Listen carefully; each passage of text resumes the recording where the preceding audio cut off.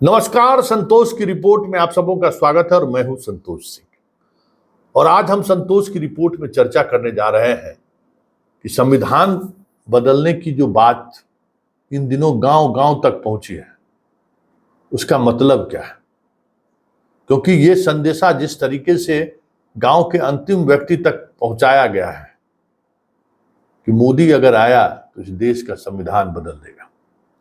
वैसे मोदी इस नैरेटिव को धर्म से जोड़कर उन्होंने डिफ्यूज करने की कोशिश जरूर की है, क्योंकि उन्हें भी अब लगने लगा है कि संविधान को लेकर जो नैरेटिव विपक्ष की तरफ से सेट किया गया है, वो नैरेटिव कहीं न कहीं बीजेपी और बीजेपी समर्थित दलों के लिए नुकसान का कारण बनता जा रहा है।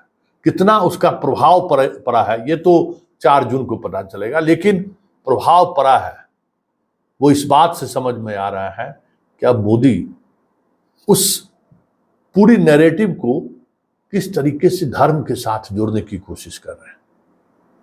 तो पहले जरा उस नैरेटिव को समझिए कि वो नैरेटिव किस हद तक गांव-गांव तक पहुंच गया है। कल हाजीपुर में चिराग नॉमिनेशन करने गए थे और उस दौरान उन्होंने अंबेडकर की प्रतिमा पर माल्यार्पण किया था। दलित समाज के लोग ही चिराग के इस शैली का विरोध किया और मतलब कोई दलित नेता अगर माला पहनावे तो पहली बार ऐसा देखने को मिला कि पूरी मूर्ति को दूध से धोया गया।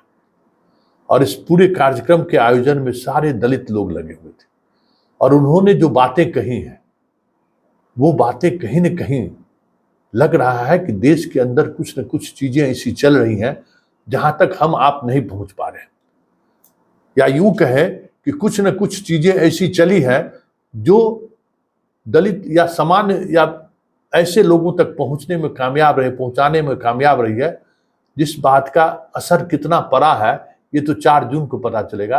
लेकिन पहली बार मैंने ये चीजें देखी है, क्योंकि जीतन राम मांझी कहते थे कि मंदिर गए तो पंडित जी सब गंगा जल से धो दिए, लेकिन कोई दलित जाए दलित नेता को माल्यार्पण पहनाने के लिए और उसके बाद उसको धोया जाए, ये पहली बार देश में देखा जा रहा है। हमें लगता है पहली घटना होगी।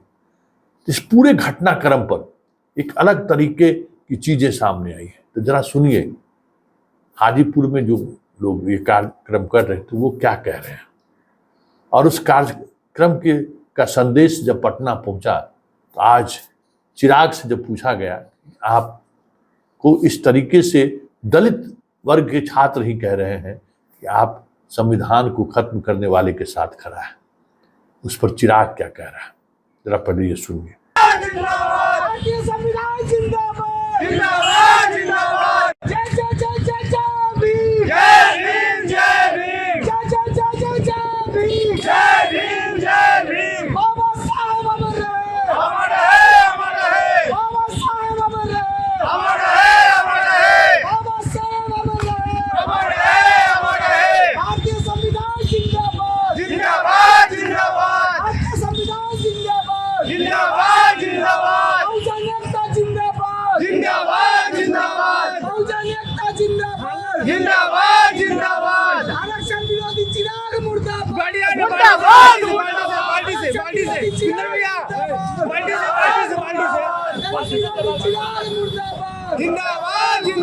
इसलिए धोया गया है क्योंकि एक दलित विरोधी जो कि पासवान के तबका लेके दलित के तबका लेके वो समाज में घूम रहा है, उन्होंने बाबा साहब की मूर्ति पर माल्यार्पण किया, छूने का काम किया।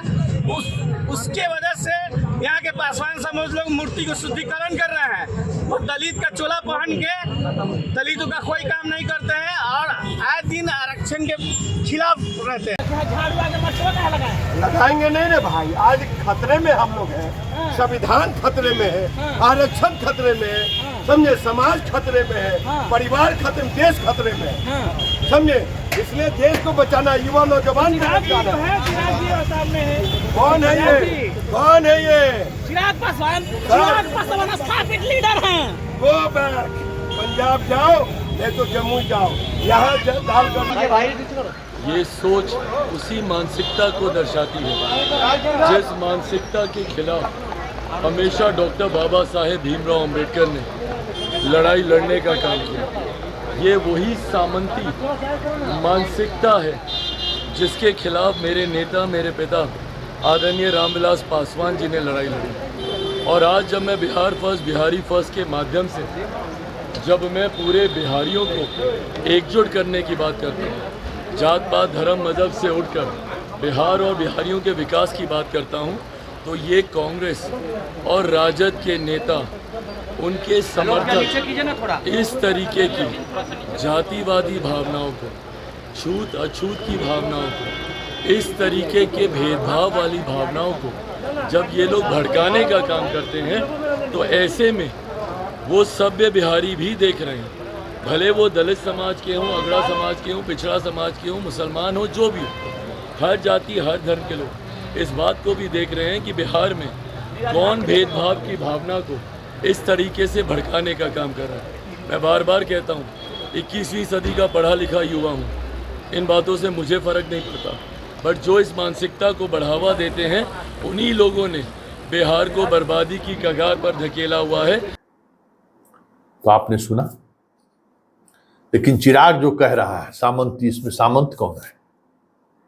इसमें कौन है सामंत? ये लड़ाई तो दलितों के अंदर की लड़ाई है। ये लड़ाई एक ऐसे दलित जो गांव में रहता है उसकी लड़ाई है, उस दलित से जो दिल्ली के सबसे महंगे स्कूल में पढ़ा है, जो दिल्ली के सबसे बड़े होटलों में जिसका आंख खुलने के बाद मसाज होता हो, उससे लड़ाई है। जो चीजें दिख रही हैं, ये लड़ाई तो दलितों के बीच है, इसमें सामंत कहाँ है? और जो वो काम कर रहा है उसमें तो कोई चेहरे से भी सामंती नहीं दिख रहा है कि दिल्ली मुंबई के बड़े होटलों में उसका शाम गुजरता हो, ऐसा भी नहीं दिख रहा है। तो ये जो नैरेटिव है ना, वो नैरेटिव किस हद तक इफेक्ट किया है, आप इस बात से समझ सकते हैं कि मोदी तक ये बात पहुंच चुकी है। और यही वजह है कि मोदी अब आरक्षण के इश्यूज को लेकर, क्योंकि संविधान में बाकी चीजों से क्या कोई फर्क लोगों के तत्काल लगता है कि कुछ है ही नहीं, लेकिन एक बात है कि नौकरी मेरी चली जाएगी आरक्षण अगर खत्म हुआ। तो उस पूरे नैरेटिव को मोदी किस तरीके से जवाब दे रहा है, उससे लग रहा है कि कुछ न कुछ चीजें चल रही हैं। जरा सुनिए मोदी क्या कह रहे हैं। संविधान बना था, महीनों तक चर्चा हुई थी, देश के उस जमाने के कांग्रेस के आजादी के आंदोलन के दिग्गज नेताओं ने संविधान बनाया, विचार विमर्श किया, और उसमें कोई आरएसएस बीजेपी वाला नहीं था। देश के गणमान्य विद्वान थे, बाबा साहब आंबेडकर थे, और उन्होंने चर्चा करके तय किया कि भारत जैसे देश में धर्म के आधार पर आरक्षण नहीं दिया जा सकता।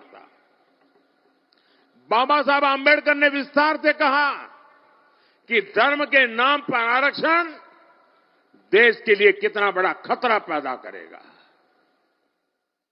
बाबा साहब आंबेडकर ने साफ साफ इनकार कर दिया, और देश का जो संविधान बना, वो संविधान धर्म के आधार पर आरक्षण के लिए मनाही करता है।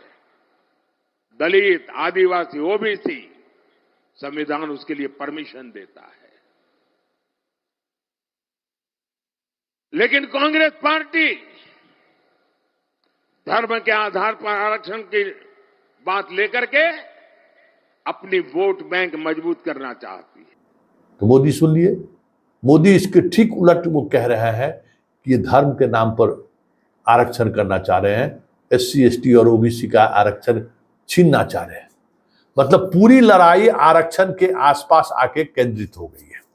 मतलब पहली बार ऐसा देखा जा रहा है कि मोदी इस बार चुनाव का नैरेटिव सेट नहीं कर पा रहे हैं।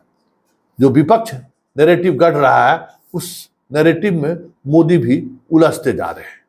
लेकिन इन सबसे इतर जो सबसे महत्वपूर्ण बात है कि ये संदेशा अगर गांव-गांव तक पहुंच चुका है कि 400 पार का मतलब है कि मोदी संविधान को बदलना चाहते हैं, तो फिर इस बार खेला होवे तो कोई बड़ी बात नहीं।